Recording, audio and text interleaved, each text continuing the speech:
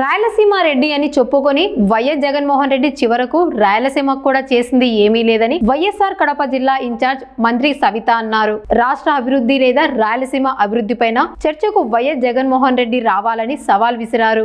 మరి ఈ రోజు కడప జిల్లాలో పులివెంద నియోజకవర్గంలో మరి నేను అదే విధంగా మహా సహచర మంత్రులు మరి ఆర్ఎంబి శాఖ మంత్రివర్యులు మరి బీసీ జనార్దన్ రెడ్డి గారు ఈ రోజు పులివెంద నియోజకవర్గంలో సర్ప్రైజ్ విజిట్ కూడా జరగడం జరిగింది.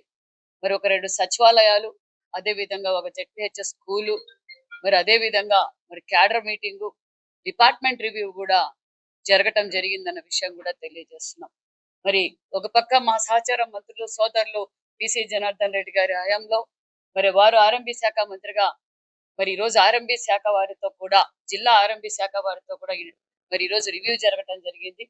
రివ్యూలో కూడా కన్ని విని విధంగా రాష్ట్ర వ్యాప్తంగా మరి ఈ రోజు ఆర్ఎంబి పార్ట్ హోల్స్ కావచ్చు, ఆర్ఎంబి రోడ్స్ కావచ్చు, మరి గతంలో 14-19 ఆగిపోయినవి కావచ్చు, మరి గత ప్రభుత్వం మరి ఆర్ఎంబి అంటేనే మర్చిపోయారు. ఆర్ఎంబి డిపార్ట్మెంట్ లో మరి ఈ రోజు మన కడప జిల్లాలో మరి సుమారుగా 22 కోట్ల రూపాయలతో కడప జిల్లాలోనే మరి ఏ విధంగా అభివృద్ధి జరుగుతుందంటే కూడా మరి రివ్యూ డిపార్ట్మెంట్ లో కూడా 80% ఆర్ఎంబి రోడ్లు కూడా పూర్తి జరిగా, మిగతావి కూడా మరి మంత్రి గారి ఆదేశాల మేరకు ఒక 1 month లో పూర్తి అవుతాయన్న విషయాన్ని కూడా తెలియజేయడం జరిగింది. పులివెందల నియోజకవర్గంలో కూడా సుమారుగా 30 కోట్ల రూపాయలతో మరి ఆర్ఎంబి రోడ్లు కూడా జరుగుతున్నాయన్న విషయం కూడా మీకు తెలియజేస్తూ, అదే విధంగా మరి బీసీ వెల్ఫేర్ లో మరి ఏ విధంగా బీసీ హాస్టల్స్ ఎలా ఉన్నాయి, బీసీ గురుకుల పాఠశాలలు ఎలా ఉన్నాయి, ఏ విధంగా అయితే మరి కూటమి ప్రభుత్వం అధికారం లేక రాగానే బీసీ బిడ్డలకు ఏ విధంగా అక్కను చేర్చుకున్నాం, బీసీ హాస్టల్స్ లో వసతుల గురించి కూడా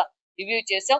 అదే విధంగా బీసీ గురుకుల పాఠశాల ఏదైతే పులివెందల నియోజకవర్గంలో 14-19లో శాంక్షన్ చేసిన ఎంజేపీ గురుకుల పాఠశాలకు అలాగే నిలిచిపోయింది కాబట్టి దాన్ని మళ్ళీ 19-24లో స్థానిక ఇన్ఛార్జ్ గారి కోరిక మేరకు మరి నిధులు కేటాయించి ఆ పనులు కూడా పూర్తి చేసి దగ్గరలో బీసీ బడుగు బడిగిన వర్గాల పిల్లలకు అంకితం చేయబోతున్నాం అన్న విషయం కూడా మరి తెలియజేస్తూ, దానితో పాటు మరి హ్యాండ్లూమ్స్ అండ్ టెక్స్టైల్స్ నేతన్న సేవా పథకం ఏదైతే చేనేతలను అక్కన చేర్చుకున్న వ్యక్తి ముఖ్యమంత్రి చంద్రబాబు నాయుడు గారు, అదే విధంగా కూటమి ప్రభుత్వం అనే విషయం కూడా తెలియజేస్తూ, మరి నేతన్న నేస్తం మన జిల్లా వ్యాప్తంగా ఎంతమందికి వచ్చింది, మరి నేతన్న పెన్షన్ ఎంతమందికి ఇచ్చాం, నేతన్న ఫ్రీ పవర్ ఎంతమందికి ఇచ్చాం, నేతన్న సేవా పథకం ఎంతమందికి ఇచ్చాం, ఇంకా అర్హులందరికీ ఏదైతే అర్హులు ఉన్నారో మరి ఇంకా అమౌంట్ పడుతూనే ఉంది.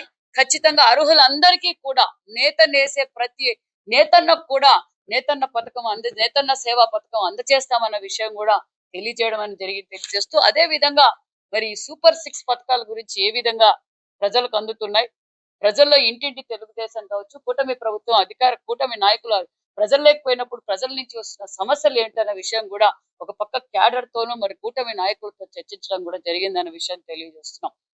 మరి గతంలో మనకు తెలుసు ఈ రాయలసీమకు అపర భగీరథుడు ఎవరంటే మాన్యశ్రీ ముఖ్యమంత్రి చంద్రబాబు నాయుడు గారు అనే విషయం మరొక్కసారి మీకు అందరికీ తెలియజేస్తూ, గతంలో 14-19లో కూడా మరి సాగునీటి ప్రాజెక్టులకు చెరువులకు నీళ్లు ఇచ్చిన ఘనత, కడపకు నీళ్లు ఇచ్చిన ఘనత కూడా ముఖ్యమంత్రి చంద్రబాబు నాయుడు గారు. మళ్ళీ కూటమి ప్రభుత్వం అధికారంలోకి వచ్చాక మరి పులివెందల్లో ఎర్రబల్లి చెరువుకు నీళ్లు ఇచ్చిన ఘనత కూడా ముఖ్యమంత్రి చంద్రబాబు నాయుడు గారు అనే విషయం మరి పులివెందల ప్రజలందరికీ తెలుసన్న విషయం కూడా తెలియజేస్తాం.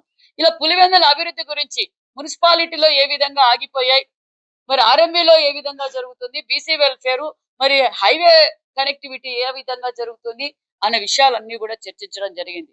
మేము తెలియజేసేది ఒకటే, రైజింగ్ రాయలసీమ ఈ రోజు ప్రాంతాలకి, మతాలకి, కులాలకు అతీతంగా మన రాష్ట్రం అభివృద్ధిలో పరుగులు పెడుతుందన్న విషయం తెలుసు.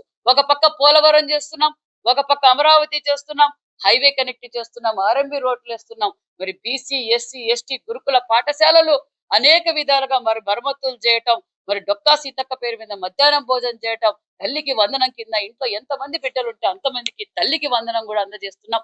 ఇలా సంక్షేమ పథకాలతో పాటు ఈ రాష్ట్రానికి సంపద సృష్టిస్తున్నాం. ఈ రాష్ట్రానికి భారతదేశంలో ఎక్కువగా పెట్టుబడులు వచ్చిన రాష్ట్రం ఏదంటే ఆంధ్రప్రదేశ్ అన్న విషయం మరొక్కసారి తెలియజేస్తూ, ఈ రోజు ముఖ్యమంత్రి గారు, డిప్యూటీ సీఎం గారు, మరి ఐటీ శాఖ మంత్రి గారు ఈ రోజు అహర్నిశలు కష్టపడి దేశ విదేశాలు తిరిగి ఈ రోజు రాష్ట్రానికి పెట్టుబడులు వస్తున్నాయి.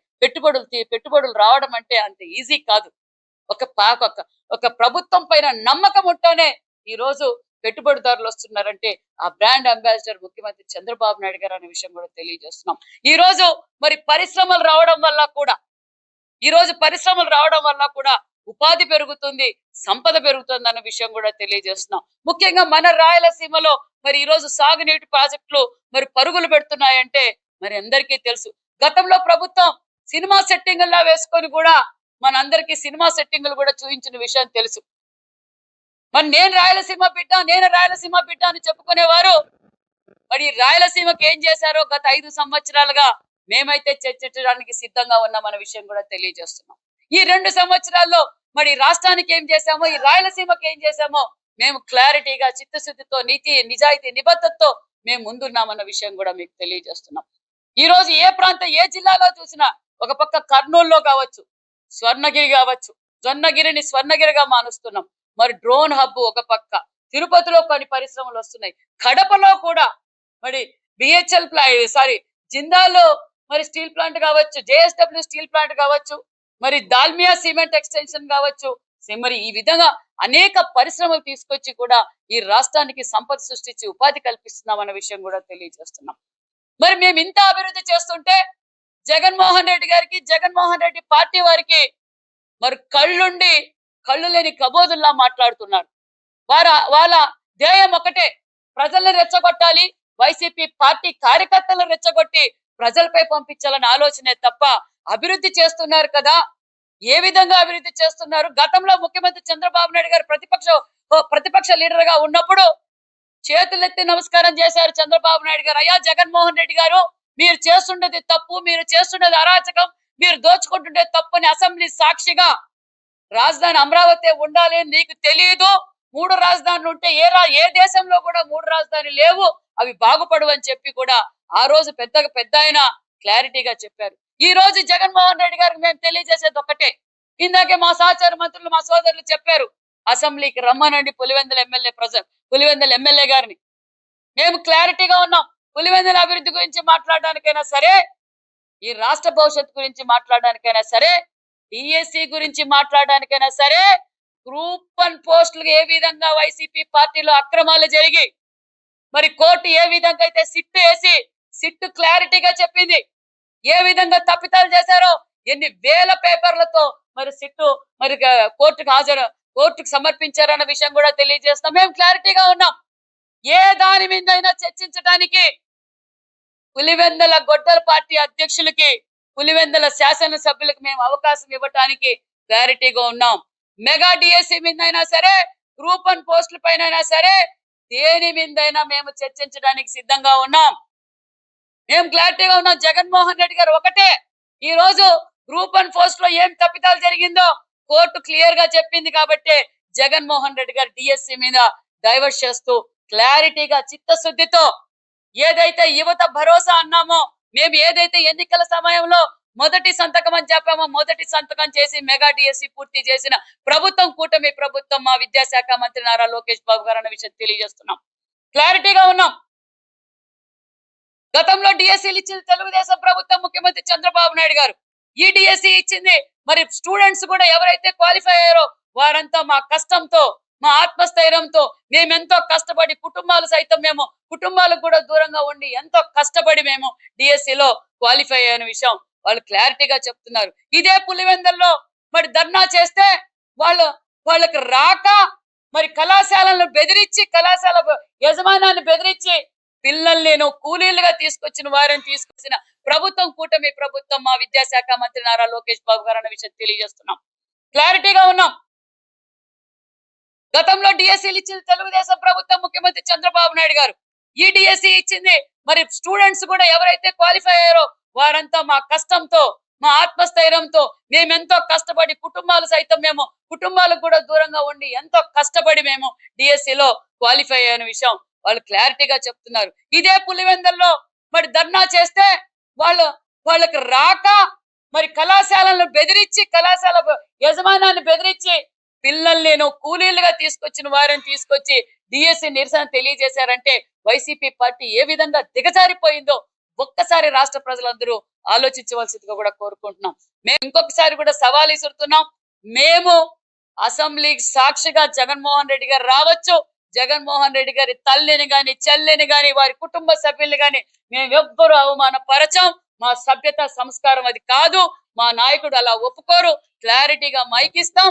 ఒక్క రోజు కాకపోతే 2 రోజులైనా జగన్మోహన్ రెడ్డి గారు చర్చిస్తానంటే చర్చించాలి, రావాలి. ఏ సబ్జెక్ట్ మీదైనా మేము అవకాశం కల్పిస్తామని కూడా ఈ సభాముఖంగా తెలియజేస్తూ, కూటమి ప్రభుత్వం అంటే అభివృద్ధి, అభివృద్ధి అంటే కూటమి ప్రభుత్వం అన్న విషయం కూడా తెలియజేస్తున్నాం. ఈ డిఎస్సి అక్రమాలపైన వైఎస్ఆర్ కాంగ్రెస్ పార్టీ ఆందోళన చేస్తుందన్న ఉద్దేశంతోనే తెలుగుదేశం పార్టీ కావచ్చు, గ్రూప్ 1 దాని మీద కూడా మేము ఆందోళన చేస్తామని చెప్తాం. మేము ఆందోళన చేస్తామని చెప్పలేదు బ్రదర్. కోర్టు సిట్ వేసింది. సిట్ నివేదిక సమర్పిస్తున్నారు. ఈ రోజు కాదు. మేము డిఎస్సి వచ్చిన తర్వాత కాదు. మీకు కూడా తెలుసు, గ్రూప్ 1 పోస్టుల మీద మనం ఆల్రెడీ ఎంక్వైరీ చేస్తే కోర్టుకి వెళ్ళింది. కోర్టు వారు సిట్ వేశారు. సిట్ వారు నివేదిక అందజేశారు. దేని మీదైనా మేము చర్చించడానికి సిద్ధమే. మేము క్లారిటీగా ఉన్నాం. రమ్మనండి జగన్మోహన్ రెడ్డి గారి టీంని. ఇప్పుడు ప్రెస్ మీట్లు పెట్టి మాట్లాడితే కాదు కదా. ఆ పులివెందుల ప్రజలు ఓటేసి మాకు హక్కు కల్పించారు శాసనసభ్యులుగా. అధ్యక్ష అని చెప్పడం ఎంత గౌరవంగా. ఆయన మాజీ ముఖ్యమంత్రి వారు, ఆయన క్లారిటీ ఉంది. ప్రతిపక్ష హోదా ఎవరిస్తారండి? మేమిస్తామా? ప్రజలు ఇస్తారు ప్రతిపక్ష హోదా. ఏం జగన్మోహన్ రెడ్డి గారికి తెలియదా? డైవర్షన్ పాలిటిక్స్ కాదా ఇదంతా? ప్రెస్ మీట్లు పెట్టి నాకు ప్రతిపక్ష హోదా ఇది నేను ప్రశ్నిస్తానని చెప్పి ఇవ్వలేదు. ప్రజల కోసం పోరాటం చేయడానికి ఈ పులివెందుల శాసనసభ్యులు రాకూడదా? ప్రశ్నించకూడదా? మేము వెళ్ళలేదా అసెంబ్లీకి?